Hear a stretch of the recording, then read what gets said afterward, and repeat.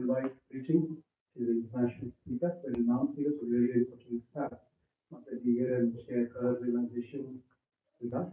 And just to give you context, we sell in this temple, it's not even Bhagavatam, we have a big box of about 18 books, it's very heavy.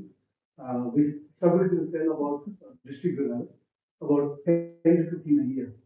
Mataji, her team have distributed 1108 Bhagavatam books in 1 month. So that's a power of, when you perform devotion service, Krishna and Bhagavatam. So Mataji is here for a few days, and we requested Mataji to be present and give us Mataji's realization and talk about the most important subject we're going to talk today is the holy name, the power of holy name, and why we should chant Hare Krishna. Because we start,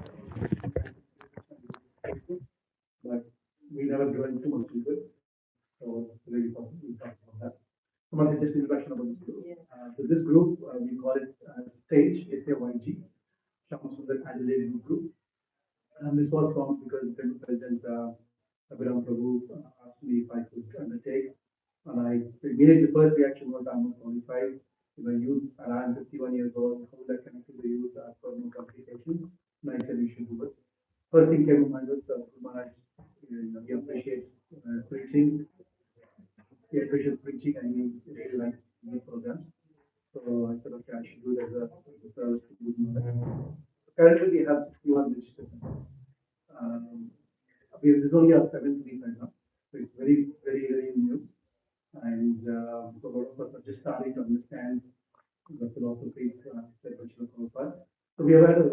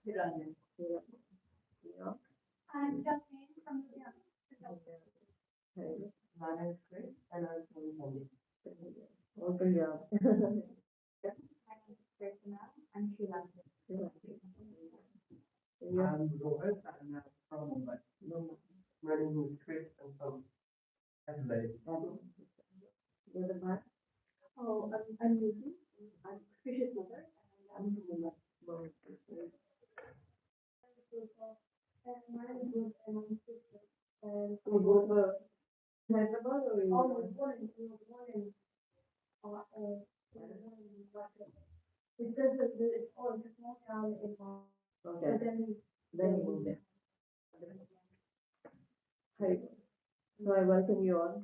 Very nice to see you all here. I'm from Delhi. I'm Radhika Krpa. I'm from India.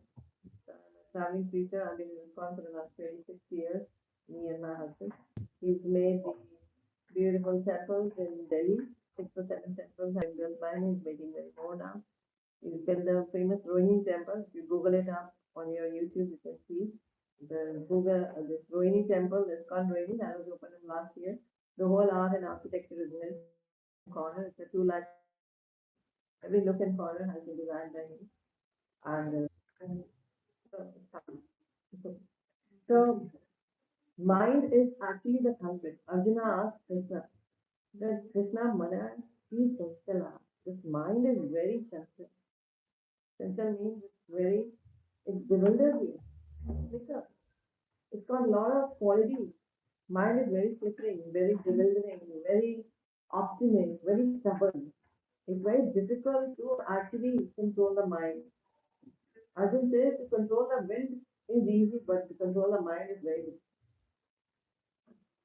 We can be sitting here, we are all sitting here, and it's not necessary we all are right here. Physically, we are here, but mentally, we are here, nobody knows it. Only we know it from inside. And maybe we can be miles and miles away from here. Mind can travel right now to India, to US, to Canada, anywhere. It has the liberty. But the body we are sitting here, physically, everybody is saying, oh, I'm present. But who knows where am I? So, mantra, the meditation is, we all know meditation, everybody says this, like in this Kali Yuga, everybody talks about meditation. Wherever you go, they are talking about meditation. Meditation is the most happening word. And they say when you meditate on something, manifestations happen.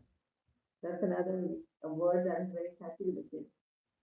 If you want to manifest something, just meditate on that. It will manifest. It will happen. Yes, it will happen because you are meditating on that.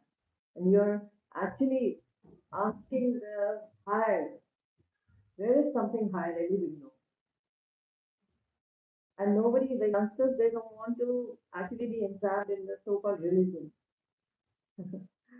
I was like, I'm like that. I belong to a Sikh family. I'm a Sikh, I'm a Sadhani. And I give lectures on Bhagavad Gita, Bhagavatam, and Guru Granth Sahib, all three together. I've written books, I've written six books, all with the similarities and the thinking, the parallel thinking in the scriptures. I talk on interfaith. I give radio and talk shows in America and Canada, and I speak about it. What I've written, actually, they are compilations. I'm not written anything. It's just compilation. I'm not said I'm saying this. These are the words from the scripture. From Bhagavad Gita shloka, a similar shloka from the Granth. Today morning I gave a class here, the Bhagavatam class. So that was, I was speaking, I had a verse to speak from the Bhagavatam. And I gave them the similar verse from the Guru Granth. So this is how actually the faith becomes strong. Because we don't want a organized religion. We don't want to be actually a part of organized religion. We don't want to be called a Hindu or a Sikh or a Muslim or a Christian. I never wanted to be called that. When I came to ISKCON today when we were talking, I didn't tell one thing. I asked Guru Maharaj, I asked my spiritual master who was double MBA. When he became a disciple here, he became a sannyasi later on.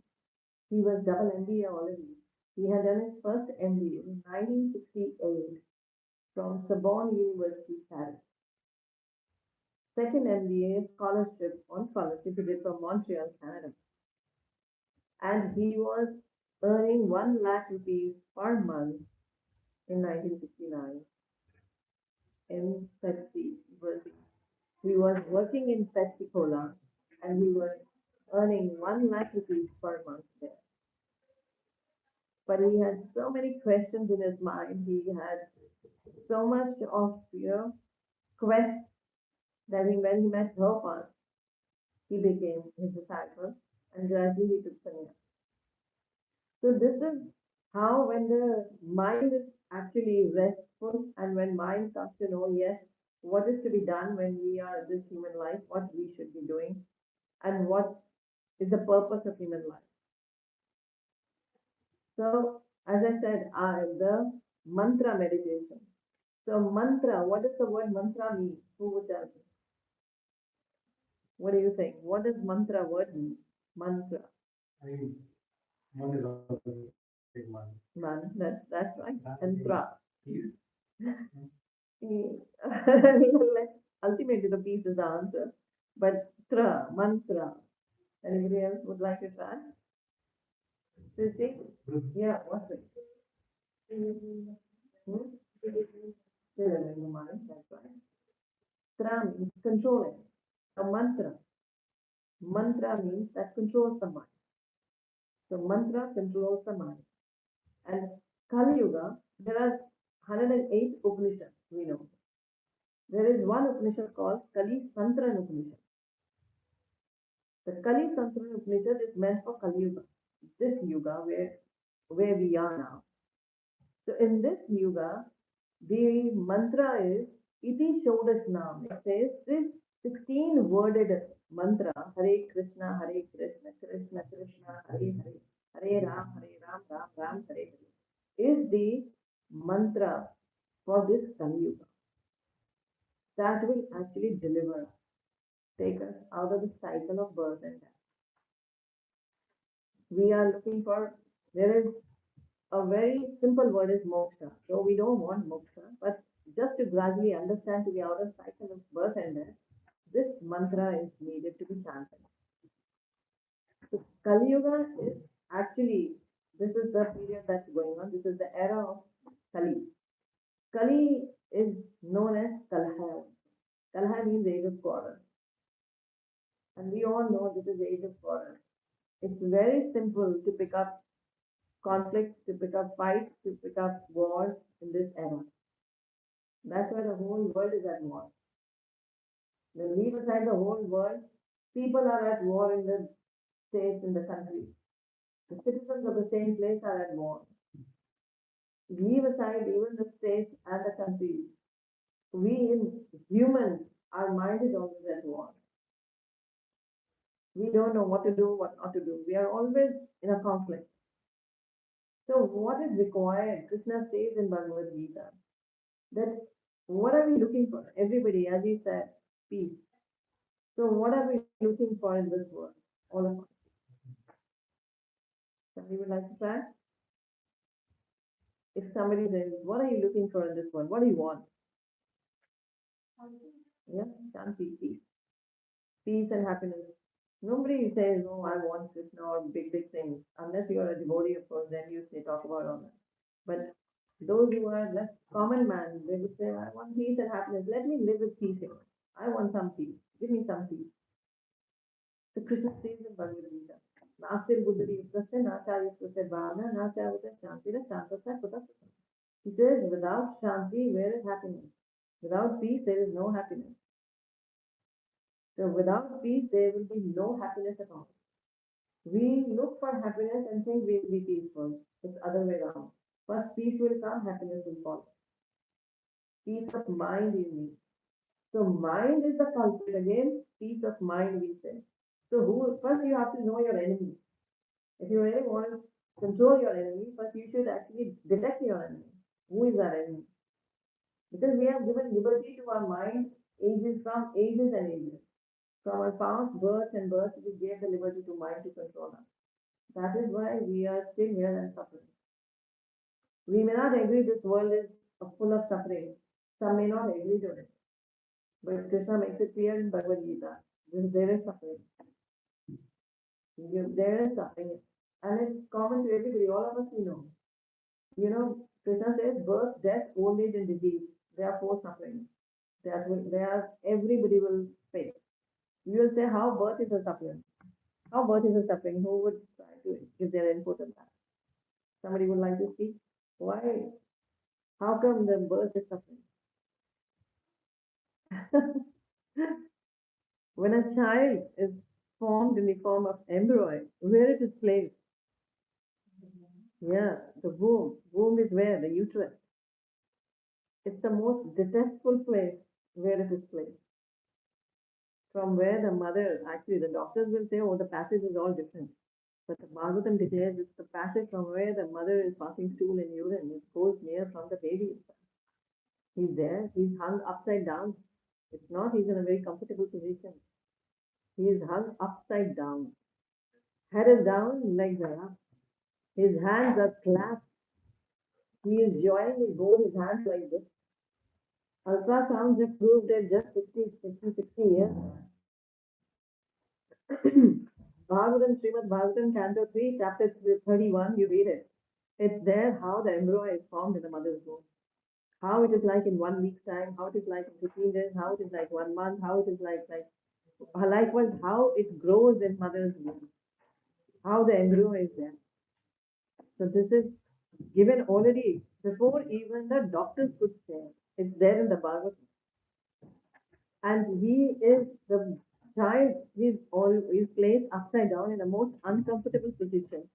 And when you can see the child comes out of the mother's womb, these days the doctors are again very money minded in India. They go all for cesareans. I don't know about him. They never talk about the normal delivery because they always make it very fearful to the mother that oh, it's going to be very painful. Better you go for the cesarean because they want to make money out of it. So in our times, it was like normal deliveries were like focused upon. And a normal delivery, it says, it's like the mother, she goes through, it says, the pain of having 64 fractures in your body in one time. That much pain a mother has when she delivers her child. It's a lot of pain. So those who have had like me a normal delivery, we know how much pain it is when you deliver a child. It's really very painful. So birth is very painful, Krishna says. The child, actually, the Bhagavatam tells, the child suffers inside. He is bitten by worms. He gets unconscious. He felt unconscious. Then he revives. And then his hands are clasped together and he says, I want to give my life to you. I want to be your devotee. I want to, you just take me out of this nut, this hell. He prays to the Supreme Lord. Then he prays hard, just take me out of this hell. I want to be your disciple, your devotee. He prays to Krishna. That's why his hands are folded. The Gurbani, the Guru Granth Sahib says, Garab mein haath dekar rakh. In the womb, you cannot place the child back into the womb like that. Once nobody can place, he's this much big. And how could he come out of in such a tiny place? He was just round, asked, and he was there in that place, seated there so well, and protected also. The water bag is there. He's protected. So who is giving all this? Supreme Lord. He created it like that. But it is painful. Birth is painful. Krishna tells, death is very painful. Everybody knows. Death brings pain. The insecurity is there. If we lose someone dear and near, we will feel the pain. And the person who is leaving the body feels the pain. If he is not a devotee, I'm not scaring anyone, but it's written in the scripture. Because we cannot experience what happens with death. At death. That'll be our last experience, which we will not be telling anyone. We'll take it with us only. But it says in the scriptures, like when the scorpions sting you, and it says thousands of scorpions sting you, the pain is like that. When the soul is separated from the body. So it's nothing that we want to scare others from the scriptures, but it's truth. It's not mythology. It becomes an offense because I've studied the two scriptures, so I with full guarantee say it's not mythology. People think, oh, Bhagavatam is all mythology. How can this happen? Somebody lived for 30,000 years, 40,000 years. This is all mythology. We are thinking with our little brain. But yes, this happened. This is there in the Guru Granth Sahib was written just 500 years back. Just 350 or 400 years back, Guru Granth Sahib was written. And everything is given in the Guru Granth Sahib, what is written in the Bhagavatam and Bhagavad Gita. It says in the Guru Granth Sahib, Name Eho Kehi Gita. There is the Maharashtrian saying. His words are actually quoted in Guru Granth Sahib, and he's saying, this is Bhagavad Gita, he's saying. That's written here. So it is already there for us. So mantra, those who chant the holy name, they will actually understand. Krishna says these are four problems. I just talked about the death, the birth. And the third he says is again Jara Vyadi. Jara is Budapa, old age. Nobody wants old age. We may go to any, we go to aesthetic doctors, like getting these days the Botox and all that. But still the old age will come. You can hide your wrinkles, but you can't stop old age. The wrinkles you can hide, but the old age will come. And old age is a signal coming from Krishna that your time is getting up now. You should prepare now to come back. You have to prepare. I've given you so much of notice now. These, like when the lawyer, if you're a lawyer, so you make notice, there was Guru Maharaj used to tell a very funny story. Then when Yamaraj came, the Yamdudar came to take a lawyer, the lawyer was always in a habit of arguing. And he said, "You never gave me a notice, so I cannot come with you. You should give a notice before." And the Yamdudar says, "Why you didn't see the notice? We're already there. Your hair turned gray. Whether you dyed them black, but they turned gray. You got wrinkles on your face, but then also you did not pay any heed. You went to the doctor and got them all right. Your teeth were falling, but then you got them all right. So likewise, so many notices were sent to you, but you were not receiving them. You did not want to receive them. They were already sent to you. So that's the time for you to come back. So this is the time for us to go back. The Jara Vyadi, the Budhapa is nobody wants. Brings with it a lot of problems. That's why nobody wants Budhapa. Old age nobody wants. And then old age in itself, disease. Disease nobody wants. Unborn child can have a disease. Unborn, we say unborn, but he's already taken birth in mother's womb. He's already come. But he can suffer from a disease. The what to say about the others, like those who are in advanced age of life or those such diseases come up we have never heard of. So you say Krishna says this in Bhagavad Gita. He says this is a temporary world. It's anityam, it is earth-shatters, it is impure, it's got four problems: birth, death, old age, disease. And along with these four, there are another three problems more, he says. And these three are the three Ra. Adi Devik, Adi Bhautik, Adhyatma. He says Adi Devik. Prakriti, nature is going to give you. What will you do? Recently, you must have heard in India went through so much of, there were so many landslides, cloud bursts, people drowning, people being killed. Thousands of people have died in India recently. So recently, flash floods came up. If you have seen this, such disturbing videos came out, such disturbing photos came up. It was terrible. So that is the nature. Nobody can stop nature from giving you what you're always at the receiving end of the nature. Tsunami comes. Tsunami came in Japan. I was preaching in Karabi, and they told me when the tsunami came, the infamous tsunami that came in Japan, where thousands of people died, it hit the coast as well. And they said the water was gushing in and everything was getting drowned. They said so many people died. So you see the tsunami, the droughts, the floods, the earthquakes, these are all Adi Devik. The nature gives us. Nobody can stop it. It's beyond our control. And then there is Adi Daivik, Adi Bhautik. Other jivas, other beings, they give us problems. Like a mosquito can kill you, the malaria, the dengue, the chikungunya. These are all, they come from just a mosquito bite. What to say of other human beings? They give us pain. They can kill you, they threaten you, they are road rage incidents, they are murders, they are so many things, rapes. These are all other jivas are giving pain to the other jivas, other entities. And the third is adhyatmic, your mind. Your mind is going to give you pain, Krishna says. Lust, anger, greed, enviousness, hatred, these all will come in your mind. They take birth in mind. We are not in, if I say in crude Hindi, it is, हम अपने दुख से दुखी नहीं होते हैं, हम दूसरे के सुख से दुखी होते हैं.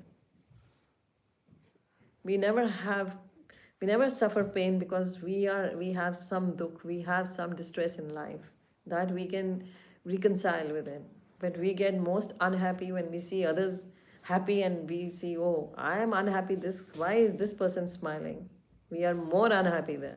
We are in more distress then. So हम अपने दुख से दुखी नहीं होते, दूसरे के सुख से दुखी होते हैं. We don't like other person to be happy. We don't like what we don't have. If he has, we don't want that him to have that. But if you become a devotee, if you actually devotee is who chants the holy name, that's holy. Who does chanting? Who chants Hare Krishna Mahamantra is a devotee. Devotee doesn't have other wings or other eyes or other face or something like that. He doesn't develop overnight some other wings to fly. A devotee is simple, a person who chants. A person who on whom Vishnu is very happy because he's given him the chanting. And we're chanting his name, Krishna's name. So Gurbani says, Sri Guru Granth Sahib says, Har har japantya kach kahe na jamkal, kaho nanak mantan hoy sukhiya antha hai mile gopal. Those who chant Hari's name, those who chant this Hare Krishna Maha Mantra, what happens to them? Their mind becomes happy. Their mind becomes peaceful. Man tan hoy sukhiya. The sukh is happiness, and sukh comes after peace. If you have peace, you will find happiness. So the Gurbani even says, those who chant Hari's name, those who chant this Maha Mantra, Hari's name, what happens to them? Their mind becomes very peaceful. Man, tan, and their physical needs, materially also they are very peaceful, very happy. It is not that if we are spiritually chanting the holy name, our material world will go away from our hands. We will not have our parents with us. We will not have our spouses with us. We will not have our friends with us. No, you will have everybody with you. Just that you have added chanting in your curriculum. That's all. That all is has to be done. Nothing else. There is nothing else to be done. Just you have to add Hari's name in your life. That's all. So Manatan, the mind also becomes peaceful. The physically also you become very happy. You will be more popular. In the beginning, people may think, oh, she's mad, she's chanting, or he's mad, he's chanting. But later on, these people only will realize that you're very peaceful and very helpful, very lovable. You develop these manifest, all these qualities will manifest on you, in you. And we talk of manifestations, yes, they happen because you're inviting them now. You're inviting positive qualities in you. The negativity has to leave you for the positivity to enter. If you have a glass filled up with dirty water, how either you will pour out the dirty water, but if you really want this dirty water to be replaced by clean water, so just a simple trick, put this glass under the running water tap. Just put it there and see the magic. The muddy water after some time will be replaced by clean water. Slowly, slowly the muddy water will go away and the clean water will be there in the glass. So you will be able to replace it. So likewise the mind has got all negativity in it.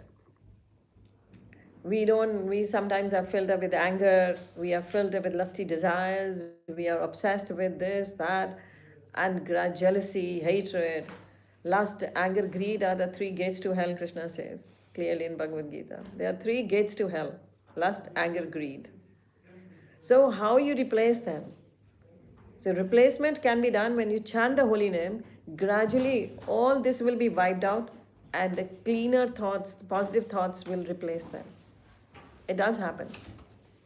So this is the Gurbani saying, Harar Japantya Kach Kahe na Jamakal. Jamakal is Yamaraj. So maybe we agree to it or not, but the scriptures say that. When we leave this body, there are two sets. There are only two sets of people who come to take us back. One are Yamadutas and one are Vishnudutas. There is no other third thing. So either if we have done sins, committed sins in our life, then the Yamadutas come. But if we have been very pious and we did bhakti, we chanted the holy name, then Vishnu Dutas come. So Gurbani says, those who chant the holy name, Yamraj will not touch them. Yamdutas they are not going to touch you. They will be far away because you are chanting the holy name. The Vishnu Dutas will come.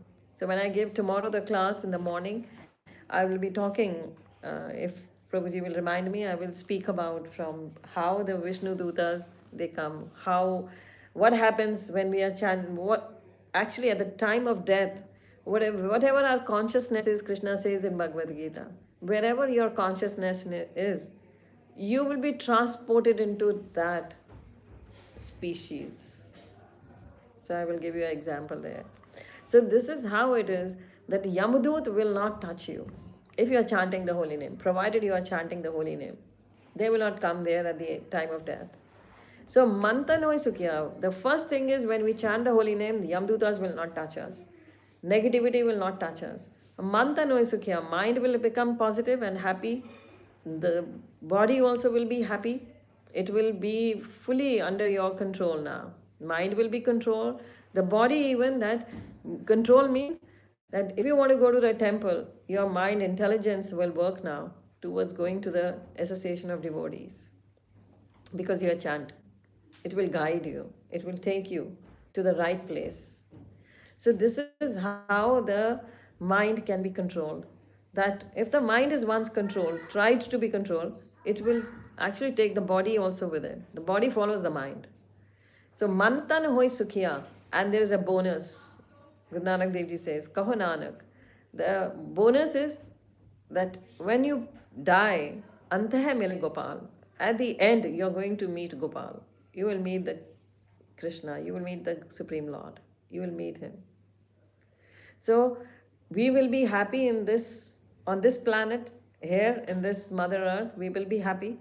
And when we leave this also, we need not worry, we will remain happy.